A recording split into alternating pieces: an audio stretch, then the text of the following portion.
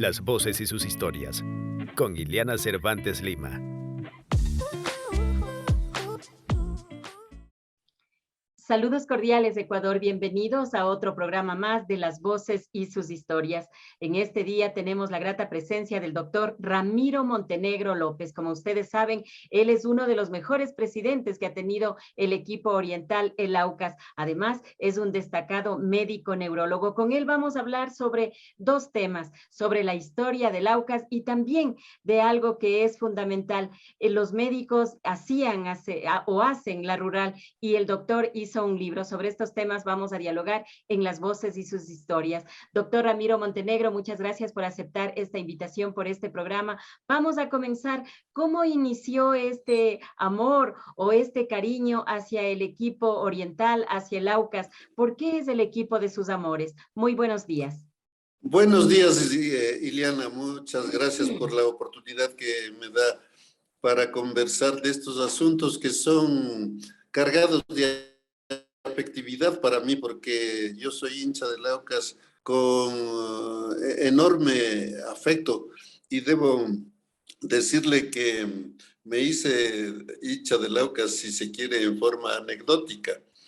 Como usted conoce, yo no soy quiteño, yo soy bolivarense y nuestros padres nos trajeron para educarnos, nos trajeron a la capital en el año 1955. Yo tenía en aquel entonces 11 años y cuando llegué me enamoré no solamente del gran rendimiento deportivo que tenía el Aucas en esa época, sino también de sus colores brillantes, de sus colores atractivos y sobre todo de la pasión que despertaba en la gran mayoría de hinchas del fútbol, porque por esa época el Aucas tenía el 90% de la hinchada de Quito y el 10% se repartían todos los demás equipos que para entonces existían en Quito y que ya eran en número de 10.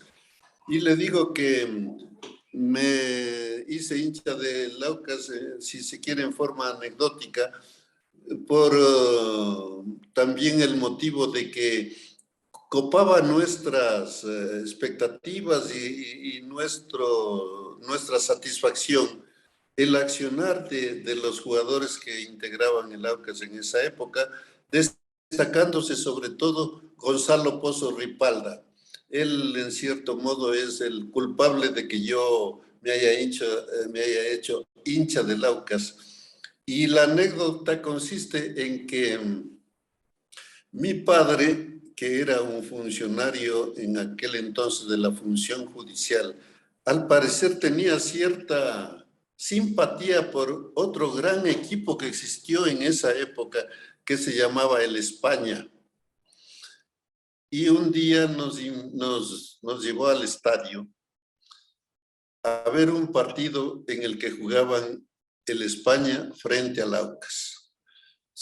Ya transcurrido el tiempo, deduje que mi padre nos llevó a ese partido con la intención de que nos hagamos hinchas del España. Pero fuimos al estadio, ganó el Aucas 3-0 y mi hermano y yo ya salimos hinchas del Aucas para toda la vida, desde el año 1955 hasta la actualidad. Significa que son ya 66 años que soy hincha del Aucas, de manera que podría decir que desde el punto de vista emotivo soy dueño del equipo, ¿no? ¿Y usted ya estaba ahí en el Colegio Montúfar desde que estaba en este establecimiento? ¿Usted era hincha del Aucas? No, desde la escuela primaria. Yo estuve en una escuelita del barrio La Libertad que se llama Daniel Enrique Proaño, porque en el año 55 yo cursaba el 5º grado de la escuela. Terminé mis estudios de primaria en 1956 y luego de eso me gradué en el Colegio Nacional Montúfar en el año de 1962. Y claro, ya desde el año 55 yo era hincha y seguidor del Aucas para todo lado. Y de ahí hasta ahora, ¿y cómo usted se inició también en esta tarea de investigar, de analizar cuántos jugadores, cuántos goles, en qué momento y todo, y realizar estos 4 tomos que son verdaderas secuencias, o se podría decir como enciclopedias, de todo lo realizado por el Aucas. Bueno, le debo decir también en ese sentido que el responsable de que yo me haya decidido escribir un tratado, porque no es un librito cualquiera, sino que es una enciclopedia que revisa todos los partidos que ha jugado el Aucas, desde el primero que jugó en febrero de 1945 hasta el último del año 2020, cuando el Aucas cumplió 75 años de vida, es decir, sus bodas de diamante, y que ni siquiera fueron tomadas en cuenta por los que actualmente manejan el equipo. Pero bueno, el tema es que en el año 2003, cuando cumplió 50 años de vida la ABNA, la Asociación de Fútbol No Amateur, un periodista o unos periodistas publicaron un libro que se llama 50 años de pasión. En ese libro se recogían los momentos más importantes de los equipos de fútbol de Pichincha, pero se olvidaron del Aucas. Al Aucas no le hicieron ni la menor mención, cuando el Aucas es el equipo fundador del fútbol profesional en Pichincha. Cuando en la época de esplendor y gloria del Aucas, el Aucas era el que mantenía la asociación de fútbol. Era el equipo que permitía tener ingresos a los demás equipos. Por algo es que se le llama el papá Aucas. No es porque sí, es porque el Aucas en forma generosa siempre generó los recursos económicos que no le servían para el propio club, sino para que los otros equipos se beneficien, y más aún los ingresos que generaba el Aucas eran repartidos en forma inequitativa, siendo el Aucas el que menos recursos recibía gracias al manejo medio maquiavélico de un gerente de ABNA que existía en esa época. Tanto así que debo decirle que el campeonato que logró el Aucas en el año 1959 se debió a que por ventura en ese año ese gerente no estuvo en ABNA. De modo que yo consideré que habiendo sido el Aucas un equipo tan importante, merecía también pues que se le mencione al menos en ese libro la pasión, una pasión de 50 años. Y a raíz de eso tomé la determinación de hacer una investigación profunda. Me ocupó 11 años, después de 11 años de estar en la biblioteca revisando los periódicos página por página desde 1945, escribí esa enciclopedia que, como usted ha podido ver, hace mención a una revisión de todos los partidos, especialmente los oficiales, y podrá usted encontrar ahí un análisis hecho por los periodistas deportivos, las alineaciones, quiénes hicieron los goles, qué cosas importantes había que recordar de esos partidos, tablas de posiciones, estadísticas, es decir, todo lo relacionado con el Aucas, pero esto no sirve solamente para el Aucas, porque también permite recordar a los hinchas de los otros equipos quiénes fueron los jugadores en determinado año. Porque, por ejemplo, si yo quiero revisar lo que ocurrió en los partidos Aucas, por decir algo, Aucas del Nacional en el año 1975, lo que tengo es que abrir el libro, buscar esos partidos, y ahí aparecen las alineaciones de ambos equipos. Por lo tanto, usted puede decir, en el año 75 jugaban tal y tal y tal, y estos otros jugadores eran de Nacional. Y lo mismo puede repetirse con cualquiera de los equipos. En ese entonces, por ejemplo, había un Carmen Mora, por decirle algo, equipos que han tenido una vida fugaz en el ámbito del fútbol nacional. De manera que, como ha sido calificado por mucha gente valiosa, esta enciclopedia es un aporte para la cultura futbolística, cultura deportiva del país. Doctor Ramiro Montenegro López, vamos analizando también estos textos, por ejemplo, la historia del Aucas tomo 1, época de esplendor y gloria. Esto va desde 1945 hasta 1962. Por ejemplo, ¿cuáles son los jugadores que se destacaron? ¿Por qué le puso usted este título a este primer tomo? Bueno, el título es porque en realidad esa época del Aucas es de mucho esplendor y de mucha gloria, porque la mayoría o todos los campeonatos que logró el equipo son en esa época, entre 1945 y 1962. En una década, en la primera década de vida del club, logra 6 campeonatos y 2 vicecampeonatos. Es decir que en 10 años tiene 8 títulos.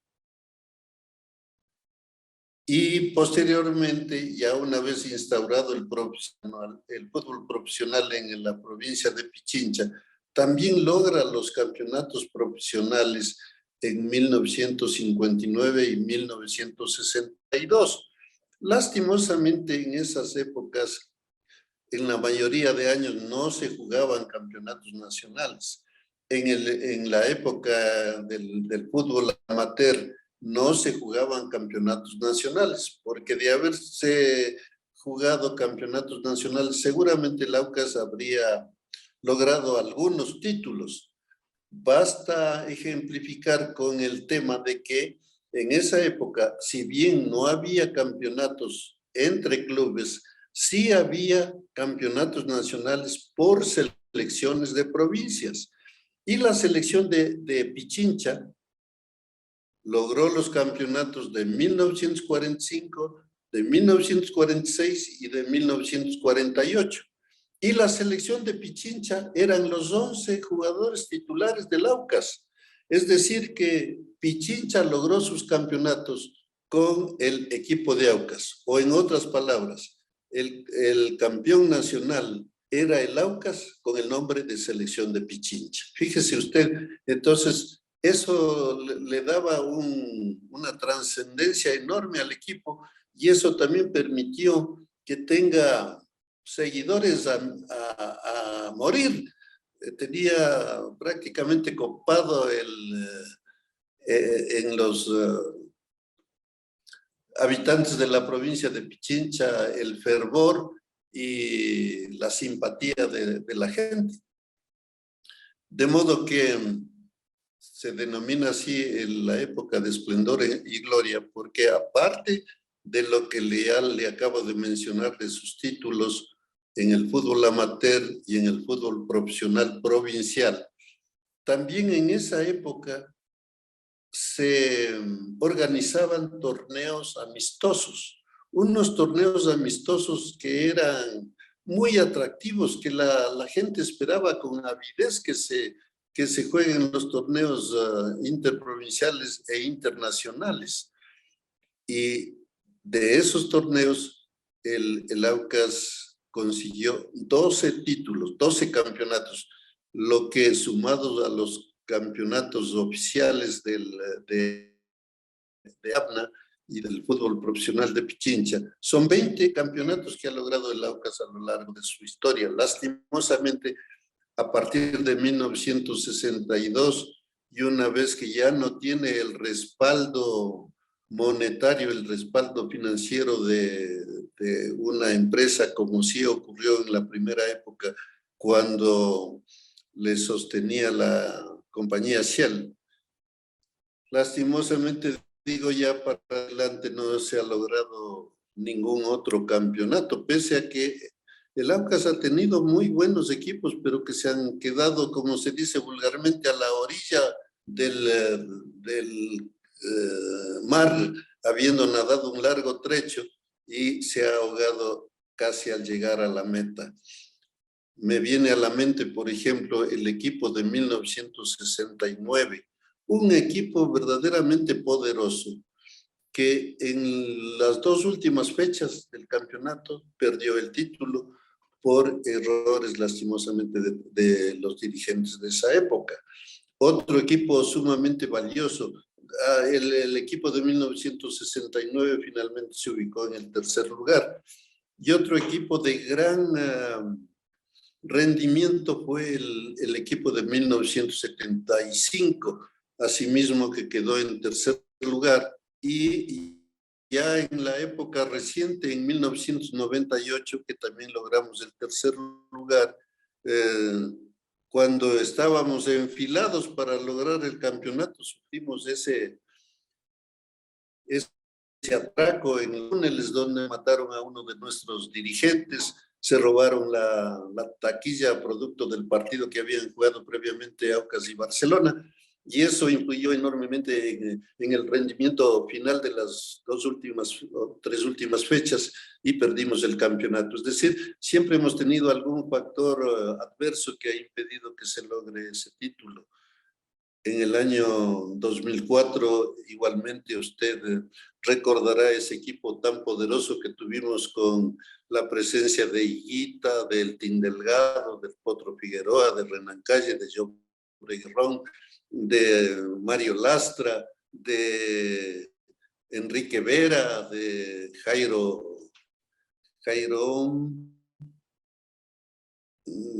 se me fue el apellido ahorita, pero era un equipo muy poderoso y asimismo en los últimos partidos de la liguilla perdimos el campeonato, pero muy frecuentemente el Aucas ha tenido muy buenos equipos que si bien no han logrado el campeonato, han permitido por lo menos que el Aucas siga en el corazón de la gente. Claro Ha que sí. permitido que se forme nueva hinchada, porque si nos ponemos a pensar, los hinchas de aquellos primeros tiempos, ya lastimosamente la gran mayoría han muerto, de manera que en la actualidad nadie puede decir que el Aucas es solamente tiene hinchas de la tercera edad, como maliciosamente han dicho algunos, que no, parece que son ciegos y no ven las imágenes de televisión, las imágenes de las fotografías que publican en los periódicos, donde se ve la remada con muchísimos jóvenes. ¿Qué es lo que tiene el Aucas que su hinchada es fiel? Muchos destacan, por ejemplo, también, aparte los que no son hinchas del Aucas, dicen, yo soy hincha del Nacional o soy hincha de la Liga, pero me encanta el Auquitas. Bueno, ese es un fenómeno sociológico que, aunque el club no ha logrado campeonatos, sin embargo, es simpático para la gran mayoría de gente. Es un equipo que se enraizó muy profundamente en el corazón de la gente. Y en todos o en la mayoría de casas, en la mayoría de hogares, hay siempre un auquista que inclusive ha heredado esa afición por el club, porque sus antepasados, alguien ha sido en esa familia auquista, porque en la época de esplendor y gloria, el 90% de los hinchas eran auquistas. Y no era raro tampoco el caso de que familias enteras sean hinchas, todos los integrantes de una familia hinchas del Aucas. Y por eso es que en muchos de los hogares de la actualidad siempre hay el recuerdo de que mi papá, mi abuelito, mi bisabuelito fueron hinchas del Aucas o son hinchas del Aucas, y eso ha permitido que nuestro club, a pesar de no haber logrado todavía el título, siga vigente, como no ha ocurrido con otros grandes equipos que vivieron en el pasado y desaparecieron, como es el caso de equipos famosos como el Gimnástico, como el Gladiador, como el Argentina, como el San Lorenzo, el América, el Atahualpa, el Atlanta de Chimbacalle. equipos que en su momento también le dieron un aporte glorioso al fútbol de Pichincha, pero que no han tenido esa fortaleza de su hinchada para mantenerse vigentes y en determinado momento desaparecieron del escenario futbolístico de la ciudad de Quito. Del esplendor y gloria, en cambio, pasa a la penumbra y a la crisis. ¿Qué es lo que pasó en ese lapso? Bueno, debo decirle que en el año de 1950, la compañía Shell se va del país porque no encontró petróleo en el oriente, o si lo encontraron, no lo divulgaron. Y al irse la compañía Shell, ya pierde el apoyo financiero el equipo. Y pese a que tenía esa enorme hinchada, lastimosamente en Abna se le dio el trato más, ¿qué podría decir? La menor atención se le dio al Aucas, a pesar de haber sido el generador de los recursos que permitía la sobrevivencia de la propia Abna y de los otros equipos. Al Aucas se le trató de liquidar, se trató de hacerle desaparecer, porque usted conoce que un equipo de fútbol se sustenta en recursos económicos que tenga. Y en este caso, el Aucas generaba los recursos y al momento del reparto era el equipo que menos recursos recibía.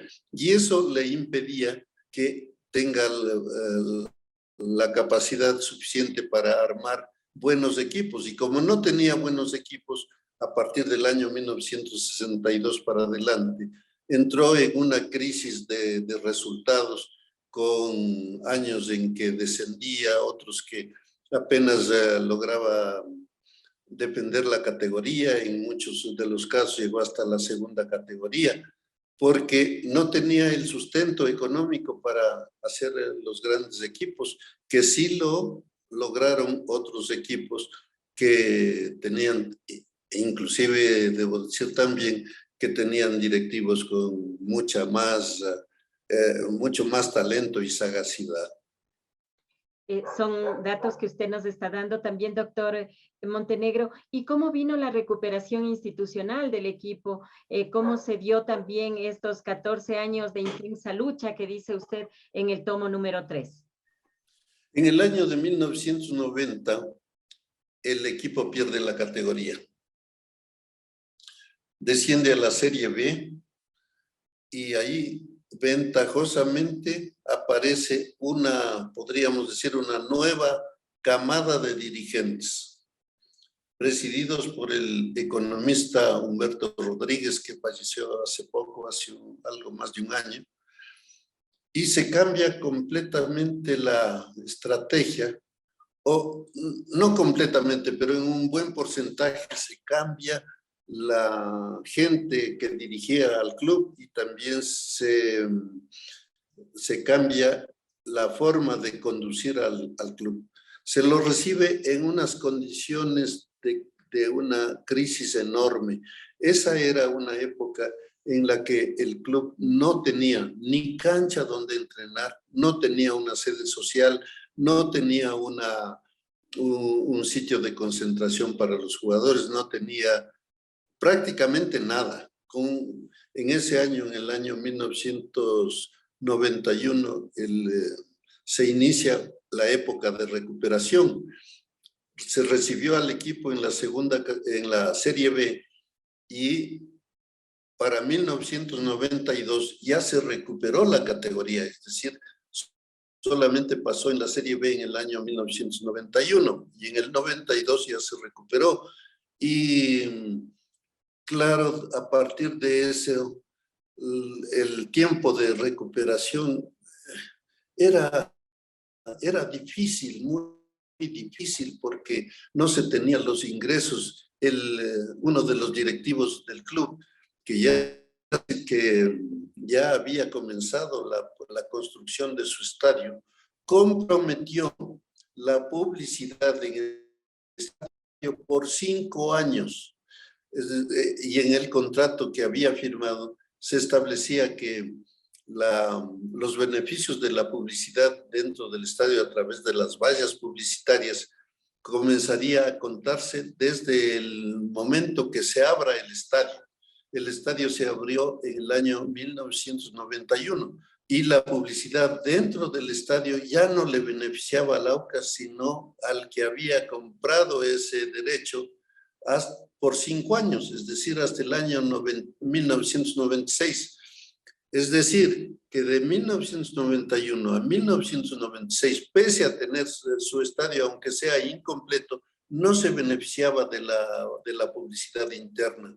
Recién a partir de 1997 es que los derechos de publicidad pasan a ser de usufructo del Aucas. Consecuentemente, seguía el Aucas sin tener ningún recurso y se mantenía dentro de la actividad futbolística por el aporte de los dirigentes.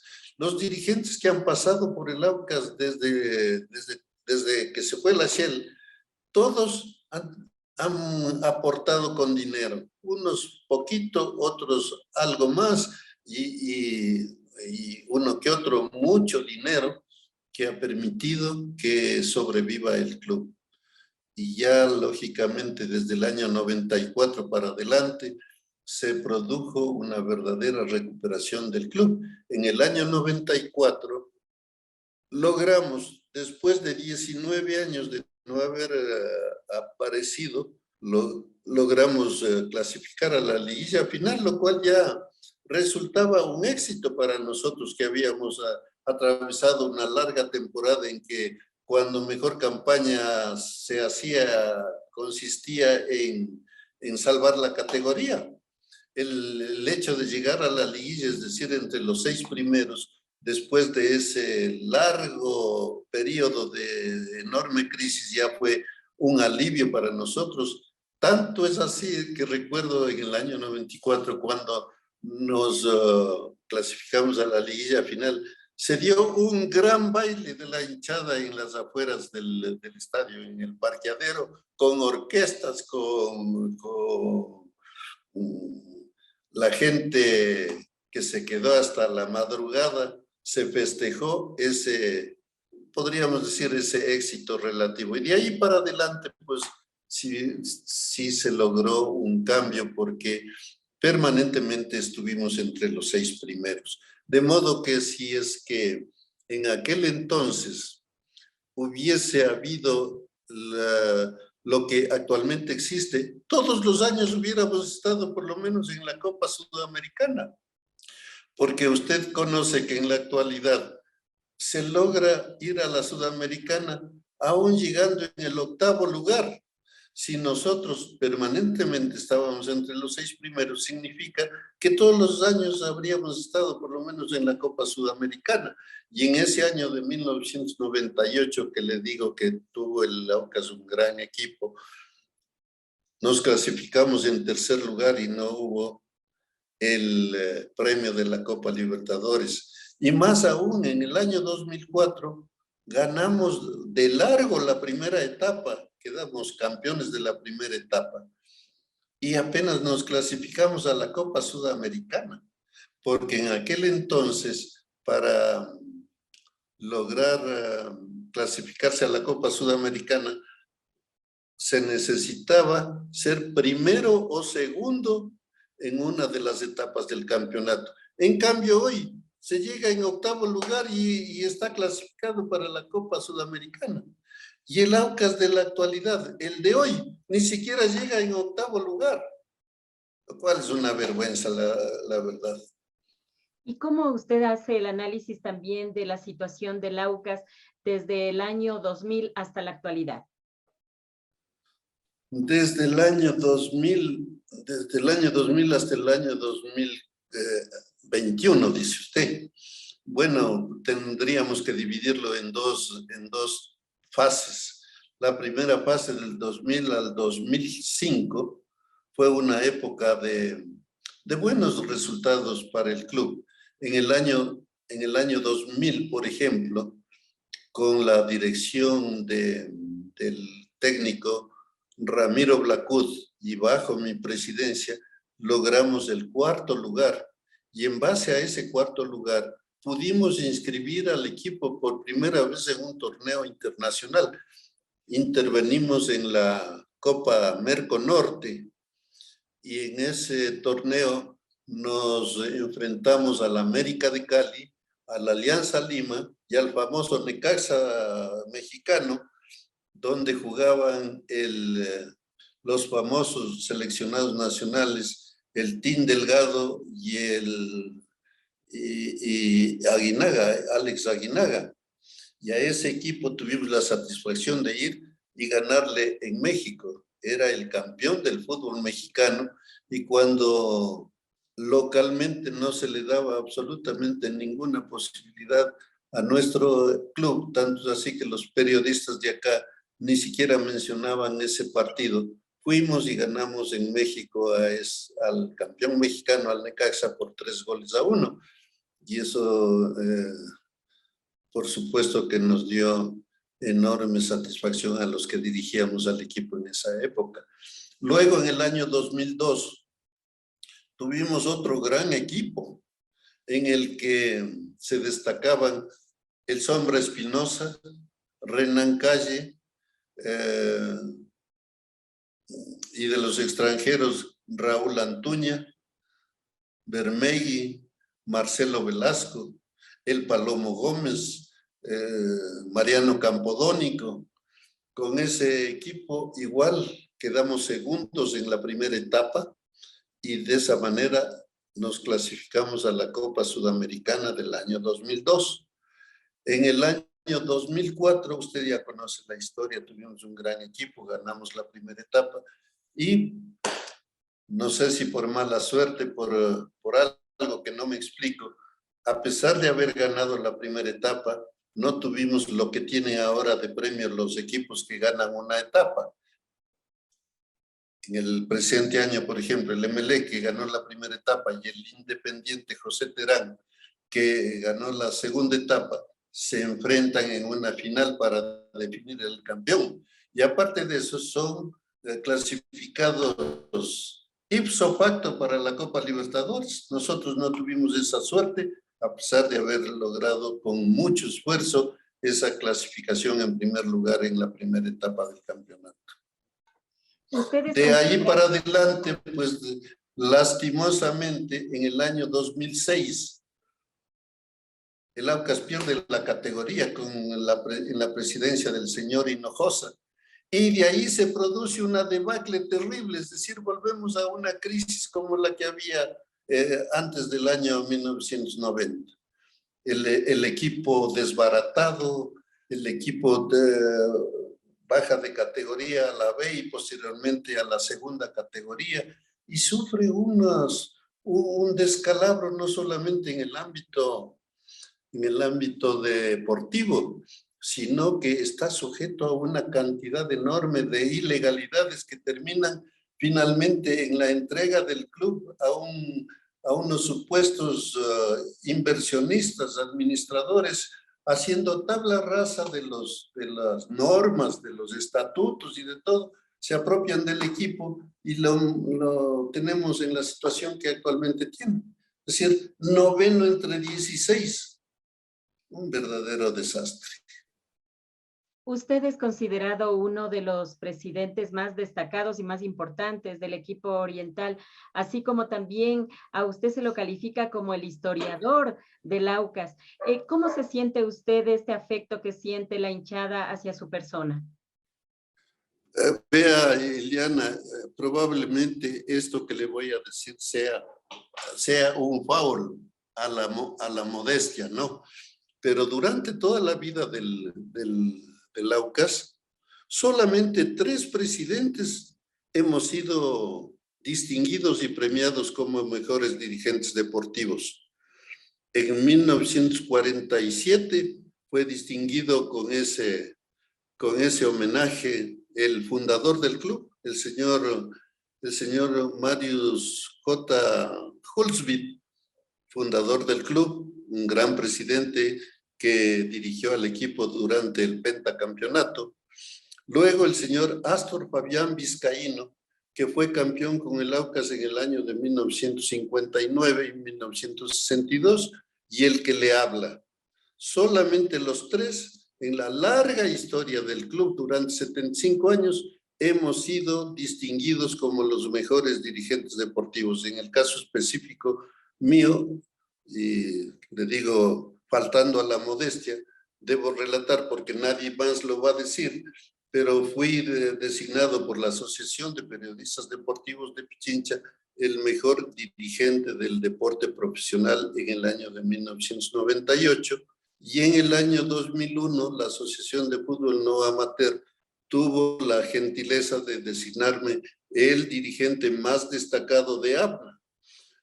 Y eso se debe a que modestamente sí he hecho muchas cosas en beneficio del Aucas, equipo o club que en la actualidad es absolutamente diferente a lo que era hace 3 décadas. Hoy el Aucas es un club que tiene una infraestructura superior a la de varios otros clubes, porque cuenta con su estadio prácticamente terminado, con iluminación, cuenta con su complejo deportivo, donde hay cancha para entrenar, donde hay sitio para concentrar los jugadores. Ese complejo deportivo fue construido durante mi gestión. Tiene su sede social, que por cierto debo también mencionarle que el terreno en el que está la sede social fue entregada por el municipio al club en comodato, y ya estuvo cerca de terminarse el comodato, y en base a la gestión que yo realicé, logré extender el comodato del terreno de la sede social por 80 años. Es decir, que la sede social se podrá mantener hasta el año 2088. Usted y yo ya no vamos a seguir viendo la sede social porque está lejísimo todavía el tiempo en el que va a disfrutar de esa localización. Y yo tenía en mente el proyecto de construir en ese terreno un edificio de 12 pisos para beneficiarle al Aucas para que tenga un ingreso permanente. Pero lastimosamente, como aparecieron pues unos dirigentes que consideraron que yo no servía, nos destituyeron de la dirigencia, se hicieron cargo del equipo en el mes de agosto del 2009 y les llevaron al equipo a la segunda categoría, y después ya no han aparecido porque ellos dijeron que le iban a sacar al equipo de la terapia intensiva, pero lo que no dijeron es que le iban a sacar al equipo de la terapia intensiva, que según ellos estaba en ese momento, para llevarle a la segunda categoría. La mayoría pensó que le iban a rescatar, sacarle de la terapia intensiva para llevarle al campeonato, habría sido lo ideal, pero no, lo que ocurrió es que le sacaron de terapia intensiva y le llevaron a la segunda categoría, es decir, le mataron definitivamente al club. Y ahí se produjo un tiempo de enormes sacrificios y de insatisfacciones, viendo a nuestro querido equipo jugando en torneos de la segunda categoría, en canchas desprovistas, diría, de toda facilidad. Pero ventajosamente llegó un momento en que volvió a la Serie B y luego a la primera categoría. Esperamos que a futuro podamos recuperar posiciones y que el equipo pueda lograr lo que es sueño de los hinchas, de llegar por lo menos a la Copa Libertadores. Doctor Ramiro Montenegro, hemos conversado sobre la historia del AUCAS, todo lo que usted ha aportado también al equipo oriental, pero sin embargo, usted también siguió una carrera que es la medicina. En esta facultad de medicina, usted también conoció a uno de los referentes del relato deportivo, como es el señor Iriarte, señor Rudy Ortiz Iriarte. ¿Podría usted comentarnos cómo se da esta dualidad también entre su apego al deporte y a la medicina? Bueno, en ese tema, mi vocación siempre fue la de ser médico, desde que yo me acuerdo, y más aún se intensificó esa vocación cuando en el año de 1955 tuve un problema de salud y fui atendido coincidencialmente por el doctor Carlos Andrade Marín, en ese entonces yo niño, y el doctor Carlos Andrade Marín había regresado haciendo un curso de posgrado en Francia y me atendió y me salvó la vida porque tuve una enfermedad grave que se llama glomerulonefritis. Y claro, eso como que reforzó mi intención de estudiar medicina. Y en el año 1962 ingresamos a estudiar esta carrera. 200 muchachos de varias partes del país, y entre ellos conocí a un compañero muy querido para mí que demostró mucha capacidad, el Manavita,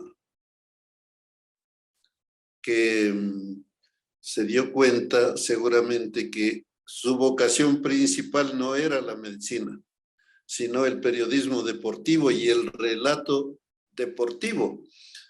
Y por ese motivo se separó de la carrera de medicina y se dedicó de lleno a su vocación de periodista deportivo. Me refiero a Rudy Ortiz Iriarte, el relator con arte, decíamos, porque en esa actividad tuvo mucho éxito, y entiendo que sigue siendo un relator deportivo muy destacado, que ha logrado muchos progresos y éxitos en esa carrera. Así que ya no lo volvimos a ver por acá en la Facultad de Medicina, pero sí le escuchábamos por la radio, porque en ese entonces no había televisión, y en la actualidad pues ya lo vemos también por las redes sociales. ¿Y quiénes eran sus compañeros ahí, tomando en cuenta de que usted perteneció a la primera generación que debió hacer la rural, que se dice de los médicos cuando se gradúan de la universidad? Sí, nosotros los que nos graduamos en el año 1970 somos los iniciadores de la medicatura rural en el Ecuador.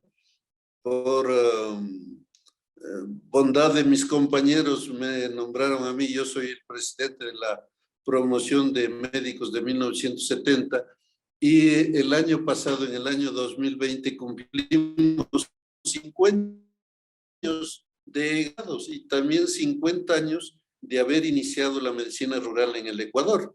Como consecuencia de este festejo, publiqué yo un libro que ha sido muy bien comentado por gente experta en el tema de medicina y de medicina rural en especial.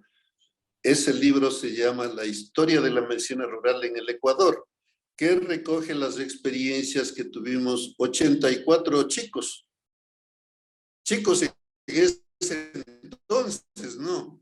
Porque ahora ya somos de la segunda edad.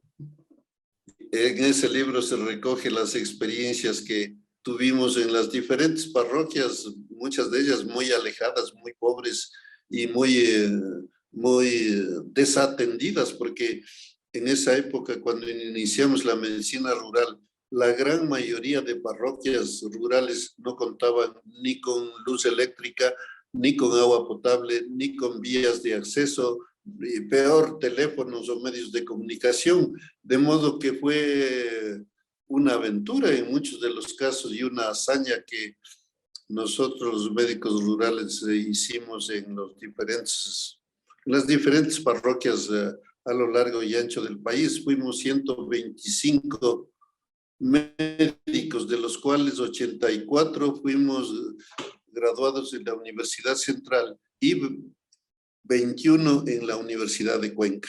De modo que fuimos 125 médicos, los pioneros, los iniciadores de la medicina rural en el Ecuador.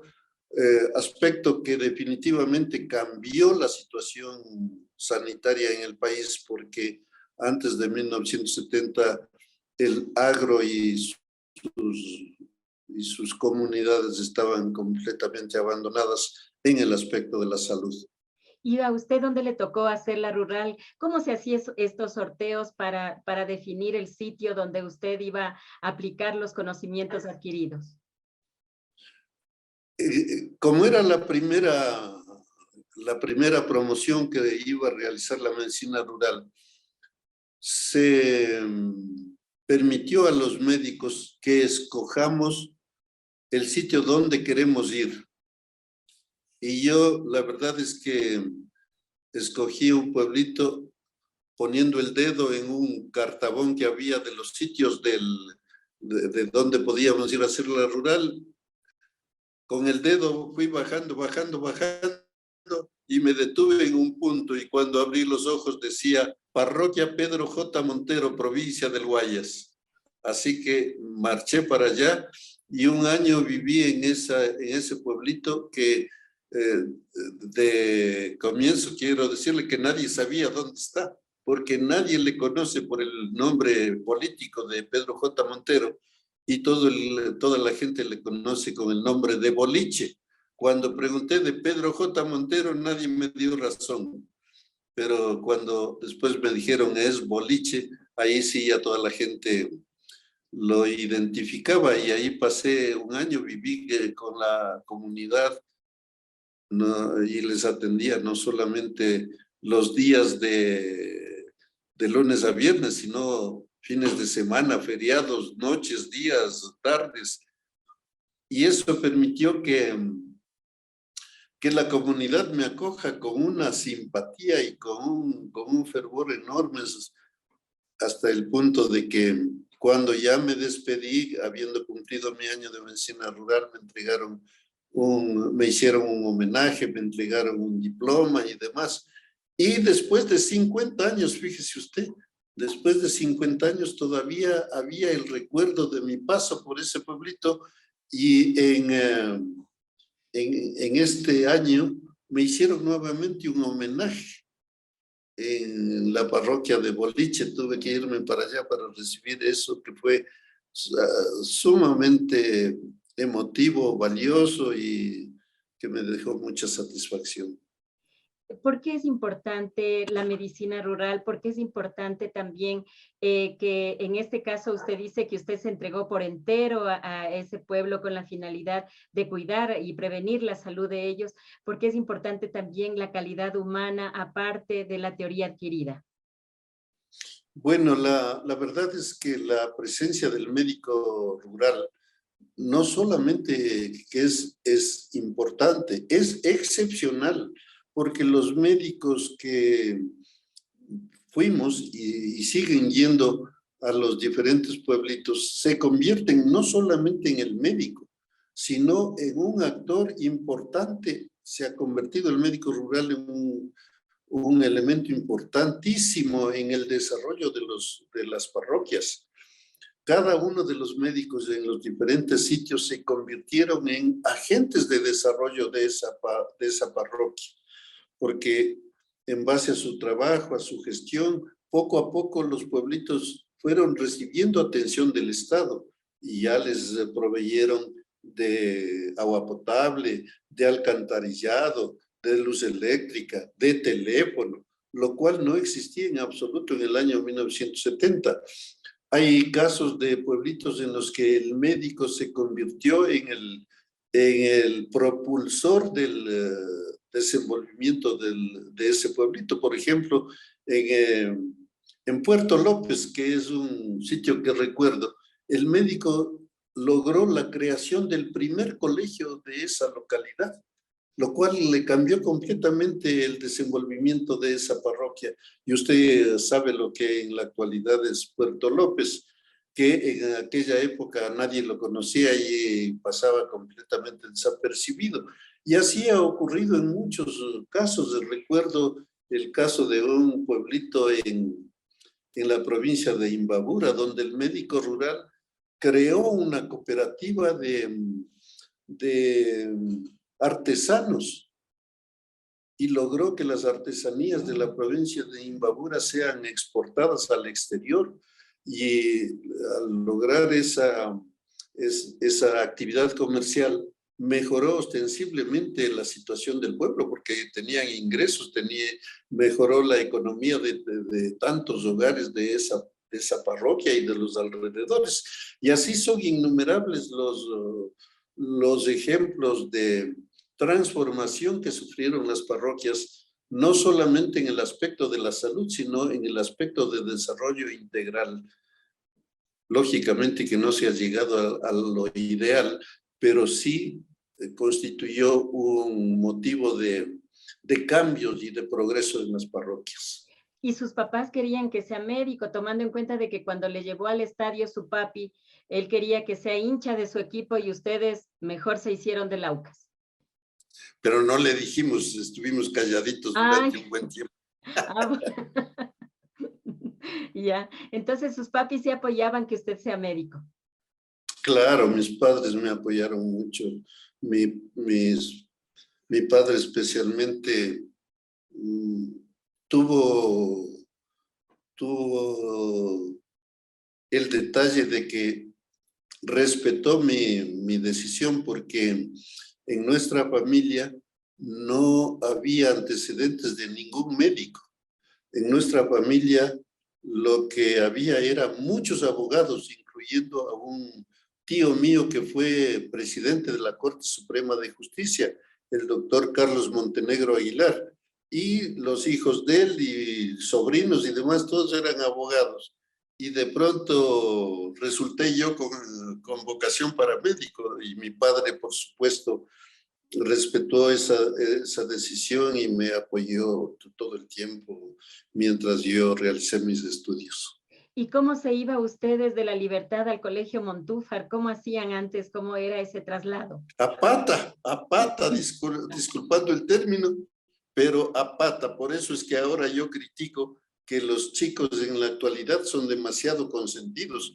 Tengo un nieto que estudia a 6 cuadras de la casa donde vivimos, y los padres están pendientes para irle a dejar en auto, mientras nosotros íbamos al colegio de mañana, tarde, y regresábamos casi en la noche, siempre a pie. Pero eso ha permitido que tengamos un gran estado físico, una muy buena salud. En cambio, mi nietecito, cuando sale al aire, de inmediato se resfría, o tiene alergia, o tiene rinitis. La verdad es que las cosas cambian, y en muchos sentidos en forma negativa. ¿Cómo se siente usted al ser reconocido como uno de los mejores neurólogos del país, y sobre todo el afecto que le tiene la gente por el trabajo realizado en beneficio del Aucas y también en beneficio de la población, de la salud de la población? Bueno, yo la verdad es que me siento agradecido, muy agradecido con la gente, y entiendo que ese es un reconocimiento que hace la gente al esfuerzo también que se ha hecho, y a la intención siempre sincera de servir a los demás, porque aparte de atender en mi consulta privada, también atiendo a gente de escasos recursos económicos a través de la Fundación Metro Fraternidad. Creé la Liga Ecuatoriana contra la Epilepsia, la clínica de epilepsias, para atender a agentes de escasos recursos económicos. He intervenido en el Centro Médico Comunitario del Club de Leones, en postas médicas. He viajado a atender a gente de escasos recursos por diferentes puntos del país. Es decir, he tratado de ser útil y de ayudar a las personas que necesitan, ¿no?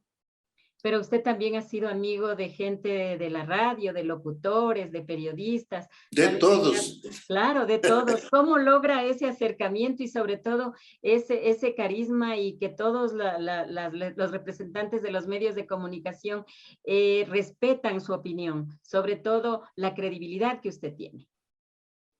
Bueno, he tratado de ser seguidor de lo que me inculcaron mis padres, es decir, mantener los valores de respeto a los demás, de servicio a los demás, de ser honrado, de ser honesto y de ser humilde, porque el hecho de que uno alcance un determinado nivel no le hace superior a nadie. Y bajo esos criterios he mantenido muy buenas relaciones con todos los compañeros periodistas deportivos y con la sociedad en general. Usted es de la hermosa provincia de Bolívar, vino acá a la capital ecuatoriana. ¿Qué significa para usted Quito? ¿Qué aporte le ha dado Quito a usted o usted a Quito? Cuéntenos qué significa la Carita de Dios para usted. Bueno, cuando a mí me han preguntado ¿de dónde es usted? Yo he dicho yo soy quiteño, nacido en San Miguel de Bolívar. Y digo eso porque si bien es cierto, viví mi primera década de vida en el cantón San Miguel de Bolívar. El resto del tiempo he vivido en Quito, es decir, son 65 años que vivo en Quito. Y eso ha hecho que lo sienta como mi verdadero lugar de nacimiento y de vida, y reconozco que Quito me ha dado todo lo que yo soy y siempre me ha acogido con mucho corazón, con mucho afecto. Los mejores amigos míos, mis mejores maestros, todo ha significado para mí Quito y por tanto, pues, le repito, yo me siento quiteño, nacido en San Miguel de Bolívar. ¿Y si baila el chulla quiteño usted?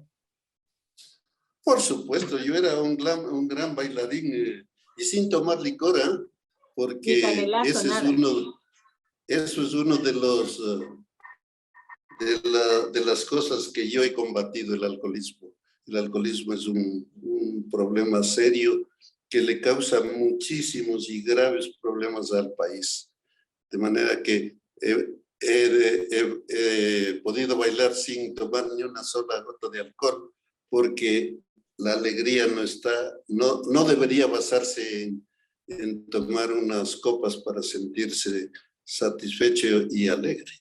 En eso tiene razón, doctor. Doctor, queremos agradecerle a usted por darnos esta entrevista, este tiempo y sobre todo por el aporte que ha dado a nuestra ciudad y al país. Yo le agradezco a usted que me haya dado esta oportunidad de conversar de estos temas tan importantes. Muchas gracias. Muchas gracias a usted. En este día hemos dialogado con el doctor Ramiro Montenegro. Él es conocido como uno de los mejores presidentes que ha tenido el AUCAS, el equipo oriental. El equipo que además él es su historiador por los 4 tomos que él ha escrito. Es un destacado médico neurólogo y formó parte de la primera generación que debió hacer la rural en 1972. Además, publicó el año pasado el libro La historia de la medicina rural en el Ecuador, 1970-2020. Con ustedes, amigos oyentes y televidentes, estaremos en el próximo programa. Que tengan un excelente resto de día. Gracias por su sintonía. Las voces y sus historias continúan en Voces de mi Ciudad.